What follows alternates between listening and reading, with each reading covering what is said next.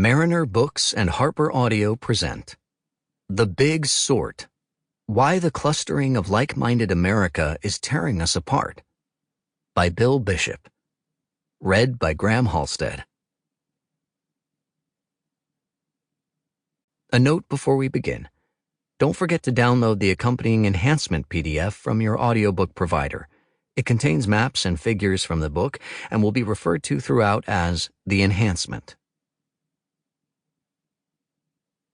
For Julie Artery and Francis Cushing. Introduction. Most of us make at least 3 important decisions in our lives: where to live, what to do, and with whom to do it. Daniel Gilbert, Stumbling on Happiness. My wife and I made the move to Austin, Texas in the way of middle-class American migrants. We rented a Ford Taurus at the airport, bought an Austin map at a U-Totem quick stop, and toured the city in search of a place to live. We didn't have a list of necessities, granite countertops, or schools with killer SATs, as much as we had a mental image of the place we belonged. We drove, and when a place felt comfortable, seemed right, my wife, the daughter of one of Kentucky's last New Deal liberals, drew a smiley face on the map. We didn't intend to move into a community filled with Democrats, but that's what we did, effortlessly and without a trace of understanding about what we were doing. We bought a house on one of those smiley face streets, a shady neighborhood of dog walkers, Jane Jacobs-approved front porches, bright paint, bowling ball yard art, and "You keep believing, we'll keep evolving" bumper stickers.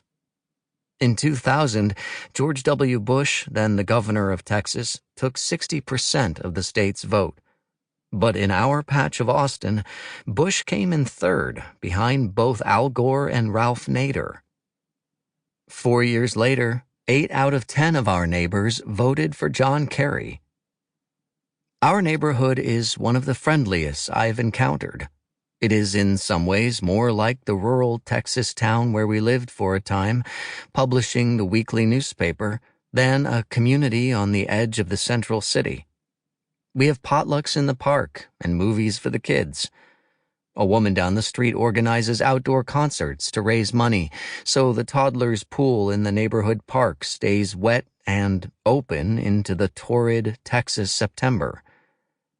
We take just as much pride in our politics.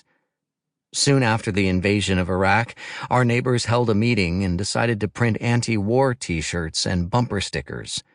The agreed-upon slogan promoted both place and policy. It said simply, 78704 Peace.